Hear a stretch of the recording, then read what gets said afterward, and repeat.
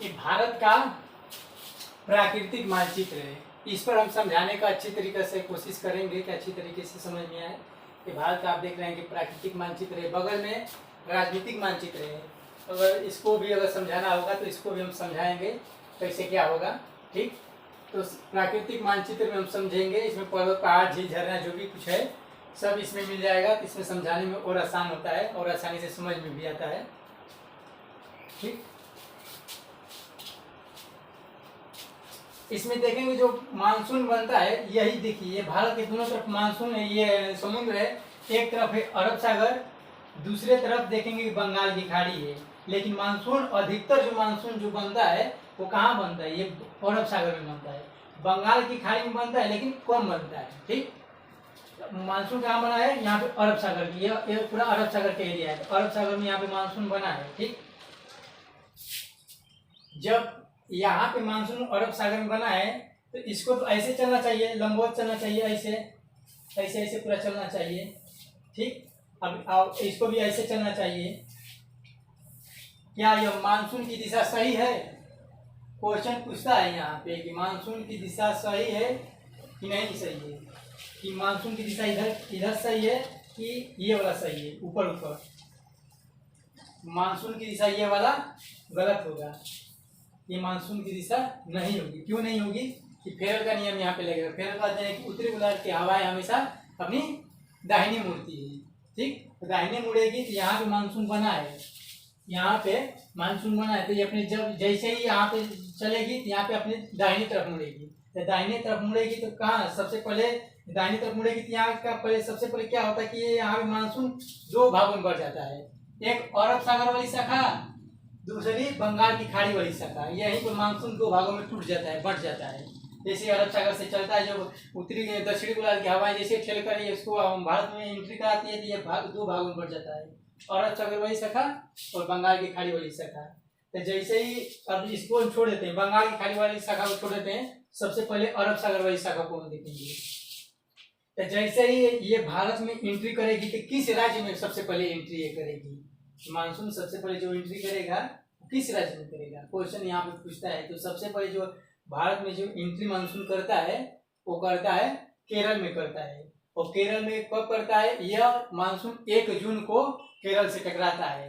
कभी कभार क्या होता है कि मानसून 1 जून से पहले भी आ जाते हैं। तो 1 जून से जो पहले मानसून जो आते हैं वो अच्छे मानसून नहीं होते, वो उतना बादल नहीं लेकर आते। इधर से उधर बादल जाएगा, हल्की फुल्की बारिश होगी, उसके बाद काम खत्म करा देना, उतना बरसता नहीं है, हल्की फुल्की बस बारिश होती है, उतना ताकतवर मानसून नहीं होता है। जो 1 जून से 5 जून के जो बीच आता है मानसून, या कभी कभार मानसून लेट भी हो जाता है, लेकिन इसका आने का असली टाइम 1 से 5 जून के बीच आता है। ये मानसून अच्छा मानसून माना जाता है।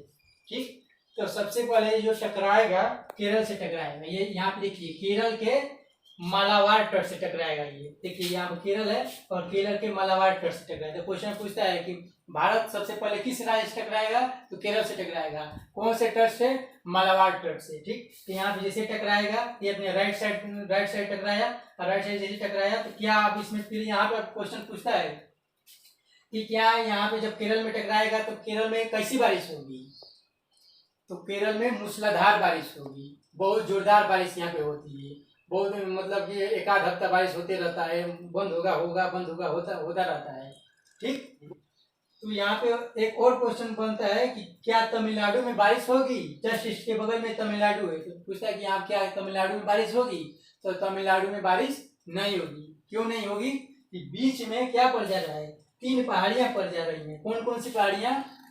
नीलगिरी की पहाड़ियां, अन्नामलई की पहाड़ियां और कार्दोमम की पहाड़ियां। ये 3 ऐसी पहाड़ियां हैं जो वृष्टि छाया प्रदेश तमिलनाडु कर देती है, तमिलनाडु में बारिश होने ही नहीं देती है। बीच में ऐसे ही है, तो बीच में ये तीनों पहाड़ियां क्या करती है? ये मानसून को रोक देती है और क्या कहता है पूरा मूसलाधार बारिश केरल में होने लगता है। ठीक, तमिलनाडु में बारिश नहीं होगा क्योंकि ये वृष्टि छाया प्रदेश में हो जाएगा। तमिलनाडु में बारिश होगा लेकिन कितना होगा? 20% होगा, लेकिन 80% बारिश कहाँ होगा? केरल में होगा। लेकिन अधिक बारिश होने के कारण क्या होता है? केरल में लिंचिंग चालू हो जाती है। ठीक, निच्छालन जिसको कहते हैं वो चालू, लिंचिंग चालू होता है। लिंचिंग क्या होता है इसको हम समझते हैं। देखिए लिंचिंग होता क्या है एक्चुअली इसमें, देखिए ये एक गमला है, एक गमला है, ये गमला ले लीजिए। ठीक, इस गमले में नीचे के साइड में छोटे छोटे गिट्टी वगैरह या ईंट के टुकड़े डाल दीजिए।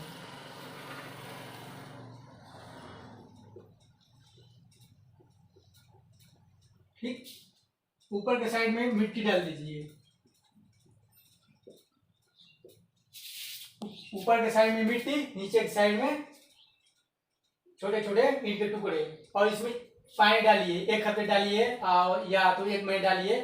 क्या हम देखेंगे इसमें अगर पानी डालते हैं तो ये क्या होगा, धीरे धीरे ऊपर की मिट्टी क्या होगी, नीचे बह कर रिस रिस कर नीचे चला जाएगा, और ऊपर क्या होगा, कंक्रीटी मिट्टी दिखने लगेगी। ऊपर कंक्रीट, ऊपर क्या है, ईंट पत्थर ऊपर हो जाएंगे और मिट्टी क्या होगी, नीचे चल जाएगी।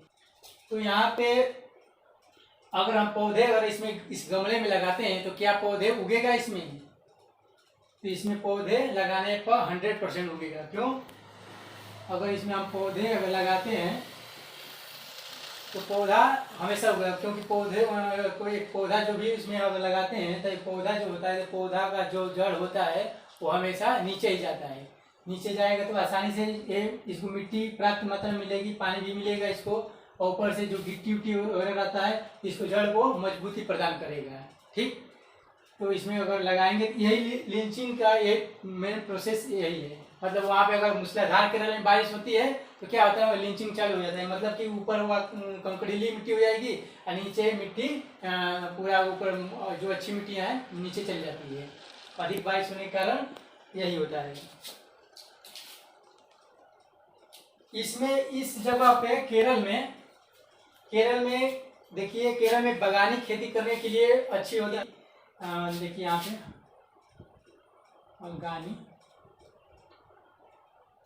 बागानी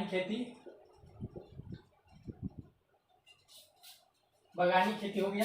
फिर यहाँ पे चाय के लिए चाय की खेती की जाती है, मसाला की खेती,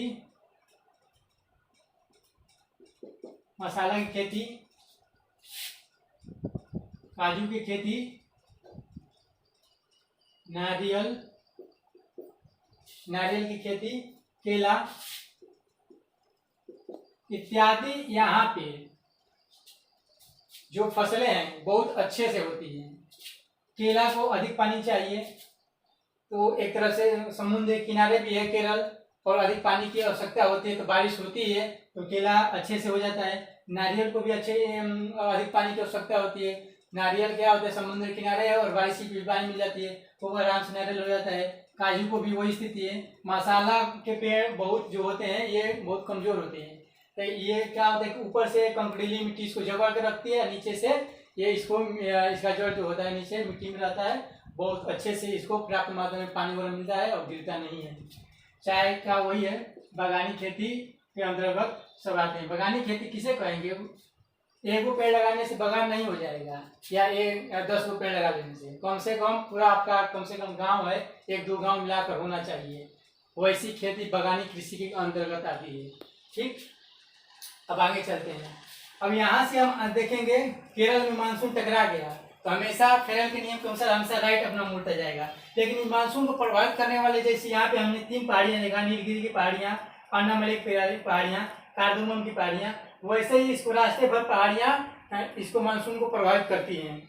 अब यहाँ पे देखेंगे कि ये पश्चिमी घाट पर्वत, इधर देख रहे हैं कि पूर्वी घाट पर्वत, इधर गिर पर्वत, अजंता पर्वत, सतपुरा पर्वत, विंध्य पर्वत, अरावली पर्वत, कैमूर पहाड़ियाँ, रायमोहल की पहाड़ियाँ देखेंगे। मेघालय साइड में गारो खासी जयंती पहाड़ियाँ हैं। असम के साइड में मिकिर की पहाड़ियाँ, अरुणाचल प्रदेश में मिरी पहाड़ियाँ, डफला पहाड़ियाँ, मिश्मी पहाड़ियाँ इत्यादि पहाड़ियाँ मानसून को प्रभावित करेंगी। और ऊपर के साइड में देखेंगे ये अरावली पर्वत, अब ये यहाँ पे दिल्ली के साइड में है, रायसीना की पहाड़ी है। ऊपर देखेंगे तो धौलाधर की पहाड़ियाँ हैं, शिवालिक पहाड़ियाँ हैं, पीर पंजाल की पहाड़ियाँ हैं, जास्कर पहाड़ियाँ हैं, लद्दाख पहाड़ियाँ हैं और अभिन पर्वत है इत्यादि जो है पर्वत, ये मानसून को प्रभावित करेगा। ठीक, तो आगे देखेंगे। अब ये क्या होगा कि ये यहाँ से मानसून जब चला है तो इसको पश्चिमी घाट जो है इसको हमेशा प्रभावित करेगा, इधर जाने नहीं देगा। क्यों नहीं जाने देगा? इसमें छोटी छोटी साइड में छोटी छोटी पहाड़ियाँ हैं, जैसे बाबा बुदान पहाड़ियाँ हैं, अब हरिश्चंद्र पर्वत श्रेणी है, ये पहाड़ियाँ रोक देती है। रोकने के कारण क्या होता है कि कर्नाटक और महाराष्ट्र में बारिश नहीं हो पाती है, यही कारण है। पश्चिमी घाट इसको प्रभावित कर देता है और सीधा ये कहाँ चला जाता है, ये मानसून सीधा जाकर कहाँ किससे टकराता है, राजस्थान के गुजरात के गिर पर्वत से टकराता है। सीधा यहाँ से जाएगा मानसून और जाकर कहाँ टकराएगा, गुजरात के गिर पर्वत से। अब गिर पर्वत से टकराएगा तो यहाँ पे गिर पर्वत से टकराने के बाद क्या होगा, मानसून 3 भागों में बढ़ जाता है। एक तो यहीं पर मानसून टकरा कर यहीं पर रह जाता है, सौराष्ट्र में ही रह जाता है, ठीक। और दूसरा कहाँ चला जाता है, दूसरा इधर चला जाता है, महाराष्ट्र में चला जाता है। तीसरा आगे निकल जाता है अरावली की तरफ, राजस्थान में निकल जाता है।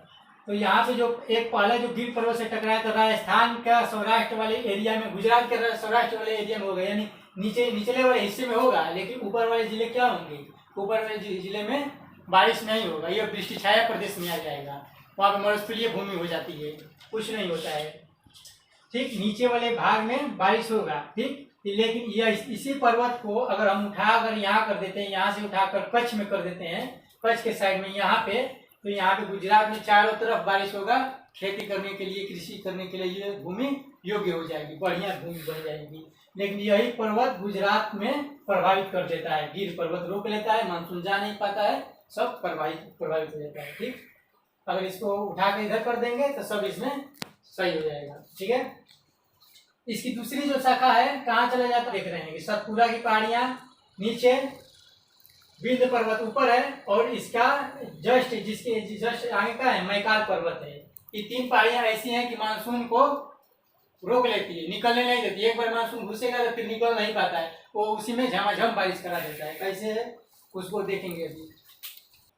चलो, नीचे ये सतपुरा की पहाड़ियाँ, ऊपर विंध्य पर्वत, और जस्ट इसके बगल में ये मैकाल पर्वत। ये अब इसमें क्या होती है कि इसमें जब जाती है अरब सागर वाली शाखा, तो इसमें जाकर फंस जाती है। अब ऊपर जाएगी तो ऊपर लड़ जाती है, नीचे आएगी तो नीचे लड़ जाएगी, फिर ऊपर जाएगी तो ऊपर लड़ जाएगी, यानी नीचे आएगी नीचे लड़ जाएगी। अब इसमें से एंट्री करने के बाद क्या है, ये निकल नहीं पाती है, इसमें निकल नहीं पाती है। अब आगे जाने का कोशिश करेगी तो मैकाल रोक देगा, इसमें निकल नहीं पाती है, और इसमें खूब मूसलाधार बारिश कराती है। अरब सागर वाली शाखा इसमें जाकर मध्य प्रदेश में फंस जाती है, 3 पहाड़ियों के बीच में, और क्या यहाँ पे मूसलाधार बारिश कराती है। और इसी के बीच में एक नदी बहती है, नर्मदा नदी, और नर्मदा नदी बीच में नर्मदा नदी बह रही है, इसी के बीच में नर्मदा नदी बह रही है। तो नर्मदा नदी इतना विकराल रूप ले लेती है कि पूछिए मत। इसको भूगोल में या भूगोल शास्त्री इसको दबंग नदी के भी नाम से जानते हैं, इसको रेवा नदी के भी नाम से जानते हैं। क्यों? क्योंकि इतना इसमें पानी का मात्रा इतना बढ़ जाता है, पहाड़ी की पानी पूरा इसी में गिरता है, और स्वयं इसमें पानी चल रहा होता है, इतना वेग से ये निकलती है कि इसको भूगोल शास्त्री जो भी हैं इसको दबंग नदी के नाम से जानते हैं। बहुत इसमें पानी का स्पीड बढ़ जाता है, और बाढ़ लाने का अधिकतर चांस मध्य प्रदेश में बना देती है। और मध्य प्रदेश के ऊपर वाले हिस्से में बारिश कम होगी, और मध्य प्रदेश के नीचे वाले हिस्से में बारिश कम होगी, और इसके बगल वाले में मैकाल के पर्वत बगल वाले में बारिश कम होगी। क्योंकि वृष्टि छाया प्रदेश के कारण में आ जाएगा। ऊपर में विंध्य पर्वत रोक देगा, नीचे में सतपुरा रोकेगा, आगे मैकाल रोकेगा, तो छत्तीसगढ़ में भी बारिश नहीं होगी, महाराष्ट्र में भी बारिश नहीं होगी, क्योंकि पश्चिमी घाट पर्वत इसको प्रभावित करेगा। तो अक्सर यहाँ पे देखे होंगे महाराष्ट्र में किसान या कर्नाटक के किसान आत्महत्या सुसाइड करते रहते हैं, यही कारण होता है, कृषि खराब हो जाती है। ये कृषि जो करते हैं, खेती करते हैं, तो उनकी नुकसान हो जाता है, यही कारण हो जाता है इन लोगों का आत्महत्या करने के लिए, ठीक। बारिश वारिश नहीं हो पाता है, वृष्टि छाया में हो जाता है। अब आगे चलते हैं, इसमें से 2 शाखा हो गया, लेकिन एक तीसरी शाखा जो यहाँ से बढ़ती है, तो सीधा कहाँ निकलती है, सीधा राजस्थान होते हुए ये हरियाणा की तरफ, ये दिल्ली की तरफ निकलती है। तो जैसे ही यहाँ से निकलेगा तीसरी शाखा के बीच में, ये कहाँ पे, राजस्थान में देख रहे हैं कि यहाँ क्या है, अरावली पर्वत। तो अरावली पर्वत जो है तो इसको रोक नहीं पाता है। अरावली पर्वत क्यों नहीं रोकता है मानसून को, तीसरी शाखा जो इसमें से निकल रही है क्यों नहीं रोकता है, कि ये समानांतर है, ये दिशा के मानसून के समानांतर है, ऐसे जा रही है, तो इसे कैसे रोकेगा। अगर ऐसे रहता तो रोक भी लेता है इसको, मानसून को, लेकिन ये तो ऐसे है ये सीधा क्रॉस कर कर सीधा कहाँ चला जाता है, दिल्ली चला जाता है और दिल्ली में बारिश कराता है। अरावली पर्वत अगर ऐसे रहता है तो कहाँ पे होता है, अगर अरावली पर्वत अगर ऐसे रहता तो यहाँ पे राजस्थान में पूरा बारिश होता है, ये थार का मरुस्थल नहीं बनता राजस्थान में। यही कारण है कि यहाँ पे कोई ऐसा पर्वत है कि इस अरावली पर्वत की मानसून को रोक ही नहीं पाता है और सीधा मानसून निकल जाता है। ठीक, अगर वो इसी को घुमा देते तो राजस्थान में खूब बढ़िया बारिश होता, खेती भी होती आराम से, हर फसल के लिए अच्छा होता। ये दिल्ली पहुंचता है, अगर इसको घुमा देते हैं तो यहाँ कहाँ भी बारिश नहीं होगी। इसको देखते हैं कि बारिश कहाँ नहीं होगी, बारिश हरियाणा, अगर इसको अरावली पर्वत को घुमाते हैं तो बारिश पंजाब, हरियाणा और दिल्ली में बारिश नहीं होगी, क्योंकि दृष्टि छाया प्रदेश में आ जाएगा। पर्वत घूमने से कहा है सब बारिश इधर ही टकरा कर सब इधर ही हो जाएगा, बारिश ऊपर नहीं हो पाएगा बारिश, सब दिल्ली और हरियाणा और पंजाब वाले ऐसे ही देखते रह जाएंगे, बारिश वारिश होगा नहीं। लेकिन ये सीधा चला जाता है कहाँ, दिल्ली में। दिल्ली में भी पहुंचेगा तो क्या होगा, दिल्ली में भी पहुंचने के बाद यहाँ पे एक छोटी सी पहाड़ी है, कौन सी पहाड़ी, रायसीना की पहाड़ी है। ठीक, यहाँ पे अरावली पर्वत जब रोकता नहीं तो कहाँ चला जाता है, सीधा ये दिल्ली के पास चला जाता है। दिल्ली में कौन सी पहाड़ी है, रायसीना की पहाड़ी है। तो रायसीना की पहाड़ी छोटी पहाड़ी है तो मानसून को रोक नहीं पाता है। क्यों नहीं रोक पाता है, क्योंकि छोटी है। तो अगर मानसून अधिक हाइट पर रहेगा, ऊंचाई पर, अगर अधिक ऊंचाई पर रहता है मानसून तो सीधा ये क्रॉस कर जाएगा रायसीना की पहाड़ी को। अगर नीचे रहेगा तब तो यहाँ पे टकरा जाएगा रायसीना की पहाड़ी से और दिल्ली में बारिश होगा। देखेंगे जैसे ही टकराएगा वहाँ पे रायसीना की पहाड़ी से, न्यूज में देता है कि दिल्ली एनसीआर में खूब झमाझम बारिश, न्यूज में देता रहता है कि दिल्ली एनसीआर में मौसम हुआ सुहावना। यही रायसीना की पहाड़ी से टकराने के बाद होता है। ठीक, लेकिन अगर मानसून अधिक ऊंचाई पे है तो सीधा जाकर कहाँ टकराएगा, सीधा उत्तराखंड में जाकर टकराएगा। और उत्तराखंड में पहाड़ों की कमी थोड़ी है, पहाड़ों की कमी बहुत पहाड़ है, वो वहाँ से बचकर निकलना मुश्किल हो जाएगा, वहाँ पे अधिक बरसना ही उसको है। ठीक, अगर हाँ यहाँ बारिश होता है, लेकिन एक ही पर क्या होता है कि मानसून यहाँ से रायसीना पहाड़ी जब रोक नहीं पाती है तो जाकर यहाँ पे जब उत्तराखंड में टकराता है तो एक ही पे जाकर मानसून टकराने लगता है पहाड़ों से, और वहाँ पे खूब मूसलाधार बारिश होती है, जिसको लोग बादल का फटना कहते हैं कि बादल फट गया है। क्यों, क्योंकि एक ही पे एक मानसून जाकर टकराता है। रायसीना की पहाड़ी रुकेगा नहीं, अरावली यहाँ से रुका ही नहीं, रायसीना की पहाड़ी छोटी है वो रुका ही नहीं, तो सीधा जगह जाके उत्तराखंड से टकराएगा तो उत्तराखंड में एक ही पे कितना टकराता है, कितना मूसलाधार बारिश होता है, बूंद के रूप में न होकर एकदम पूरा जोरदार बारिश होना है। ठीक, लगातार बारिश मतलब होना, 1-2 घंटे लगातार बारिश होना, एकदम नदियाँ वहाँ पे उफान को जाती है, चलने लगती है, वही सब बादल का फटना वही होता है। ठीक ठीक, अगर किसी कोई गेंद है और किसी दीवार पर मारते हैं, फेंकते हैं तो वो पुनः वापस आती है, तो सेम वही कंडीशन यहाँ पे भी है। अगर यहाँ उत्तराखंड से टकरा रही है मानसून, टकराने के बाद क्या कुछ बचा खुचा जो भाग है वो पुनः वापस आती है, तो फिर पुनः वापस आएगी कहाँ पे, फिर रायसीना की पहाड़ी पे आएगी और फिर यहाँ पे दिल्ली में बारिश कराएगी। फिर एक बार देता है न्यूज में कि दिल्ली एनसीआर में फिर एक बार मौसम हुआ सुहावना, बारिश हुआ है, दिल्ली का मौसम हुआ सुहावना, न्यूज में देता है। क्यों, कि टकराने के बाद आती है, नहीं ऊपर से चला जाएगा दिल्ली रायसीना की पहाड़ी से ऊपर मानसून अगर ज़्यादा हाइट पे है तो दिल्ली वाले ऐसे देखते रह जाएंगे, करे मानसून जा रहा है, बादल बरस नहीं रहा है, ऐसे देखो मानसून जा रहा है, बादल जा रहा है लेकिन बरसता नहीं है, ऐसे ऊपर क्रॉस कर जाएगा। यही यहाँ से रिटर्न में टकराने के बाद आता है, रिटर्न में आता है तो बारिश होता है, और नीचे से जाएगा तब तो यहाँ पर बारिश कराते हुए जाएगा, नहीं तो टकराने के बाद आता है। ठीक, यहाँ पे बारिश कराता है। अब यहाँ पे तो यहाँ से अरब सागर से तो चला था, जाते जाते यहाँ पे क्या होते हैं, पानी की भी मात्रा कम हो जाती है, यहाँ पे भी बारिश हो जाता है, यहाँ पे भी बारिश हो जाता है, गुजरात में और मध्य प्रदेश में कुछ, दिल्ली में, उत्तराखंड में कुछ बारिश हो जाता है। अब यहाँ पे मानसून क्या होता है, कमजोर हो जाता है, अब इसमें पानी की क्षमता बहुत कम हो जाती है। ठीक, बरस नहीं पाता है। यहाँ पे मानसून क्या होता है, हरियाणा और दिल्ली के साइड में ये घूमता रहता है, यहीं पे इधर उधर हमेशा बादल छाए रहते हैं, घूमता रहता है यहीं पे।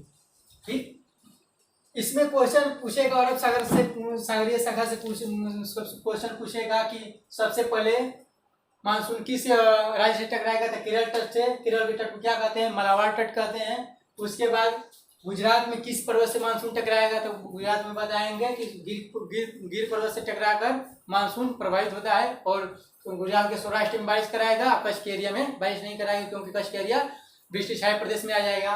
इसकी दूसरी यहाँ से 3 भागों में यहाँ से बढ़ता है। एक भाग गुजरात में फंस जाता है गिर पर्वत से टकराकर, दूसरा जो है मध्य प्रदेश में सतपुरा, बिंद और मैकाल में फंस जाता है। तीसरी शाखा गुजरात से, तीसरी शाखा राजस्थान से होकर गुजरता है, अरावली पर्वत रोक नहीं पाता है और सीधा ये कहाँ चला जाता है, दिल्ली। या दिल्ली में कहाँ कौन सी पहाड़ी है, रायसीना की पहाड़ी। रायसीना की पहाड़ी जो क्या है, ये छोटी पहाड़ी है, इसको रोक नहीं पाता है मानसून को, और सीधा जाकर उत्तराखंड में टकराता है और वहाँ पे मूसलाधार बारिश होती है, बादल फट जाता है, बादल फटना वही होता है, ठीक। और पुनः वहाँ से कुछ भाग लौट कर आता है टकरा कर, तो दिल्ली में बारिश कराता है, ठीक। ये अरब सागर वाली शाखा का ये भाग था, ठीक है। अब इसमें हम देखेंगे बंगाल की खाड़ी वाली शाखा, ठीक।